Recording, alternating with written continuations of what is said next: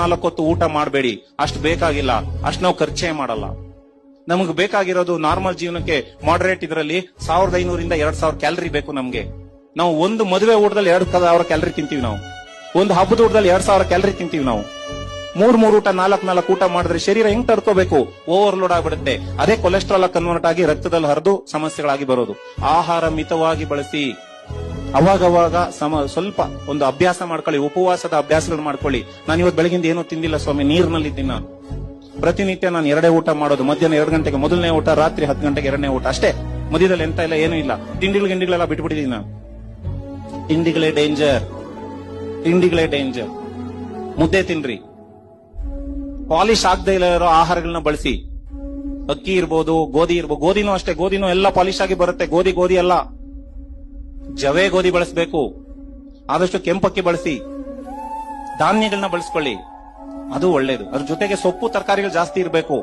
ನಾವು 90 ಭಾಗ ಮುದ್ದೆ ತಿಂತೀವಿ, ಹೌದ್ರಾ? ಒಂದು ತಟ್ಟೆನಲ್ಲಿ ತಗೊಂಡ್ರೆ ಅದ್ರಲ್ಲಿ 90 ಭಾಗ ಮುದ್ದೆ ಇರ್ತದೆ, ಇನ್ನು 10% ಅಷ್ಟೇ ಬೇರೆ ಇರುತ್ತೆ. ಹಂಗ್ ಮಾಡಬಾರ್ದು. 50% ಅಷ್ಟೇ ಮುದ್ದೆ ಇರಬೇಕು, ಇನ್ನು 50% ಆಹಾರ ಬೇರೆ ಇರಬೇಕು. ಧಾನ್ಯಗಳಿರ್ಬೇಕು, ಕಾಳುಗಳಿರ್ಬೇಕು, ಪಲ್ಯಗಳಿರ್ಬೇಕು, ಬೇರೆ ಎಲ್ಲ ಇರಬೇಕು. ಆ ತರದ ಆಹಾರವನ್ನ ದಯವಿಟ್ಟು ಬಳಸಿ. ಆಯ್ತಾ? ಬಳಸ್ಕೋತೀರಾ ಇನ್ ಮುಂದೆ? ಡ್ರೈ ಫ್ರೂಟ್ಸ್ ಇವನ್ನೆಲ್ಲ ಬಳಸಬೇಕು. ಉಪ್ಪು ಕಮ್ಮಿ ಮಾಡ್ಬೇಕು. ಉಪ್ಪು ಇಲ್ದಂಗೆ ಅಡಿಗೆ ಮಾಡಕ್ಕಾಗಲ್ಲ ಅಂತ ಹೇಳಿದ್ರು, ಉಪ್ಪು ಬೇಕು ಸ್ವಾಮಿ, ಲಿಮಿಟ್ ನಲ್ಲಿ ಬೇಕು. ತುಂಬಾ ಮಿನಿಮಮ್ ಆಗಿ ತಗೊಳ್ಳಿ. ಮೇಲುಪ್ಪು ಹಾಕೋಬೇಡಿ. ಉಪ್ಪು ಜಾಸ್ತಿ ಇರೋ ಆಹಾರವನ್ನ ಬಳಸಕ್ ಹೋಗ್ಬೇಡಿ. ಆದಷ್ಟು ಕೂಡ ಅಡಿಗೆಗೆ ಏನು ಸ್ವಲ್ಪ ಪ್ರಮಾಣದಲ್ಲಿ ಹಾಕ್ತಾರೆ ಅಷ್ಟೇ ಇರ್ಲಿ. ಕಡಲೆಕಾಯಿ ಎಣ್ಣೆ ರಿಫೈನ್ಡ್ ಎಲ್ಲ ಬಳಸ್ತೀರಲ್ವರ? 1 ಕೆಜಿ ಕಡಲೆಕಾಯಿಗೆ ಎಷ್ಟು ರೂಪಾಯಿ ಆಗುತ್ತೆ ಗೊತ್ತಾ ಯಾರಿಗಾದ್ರು?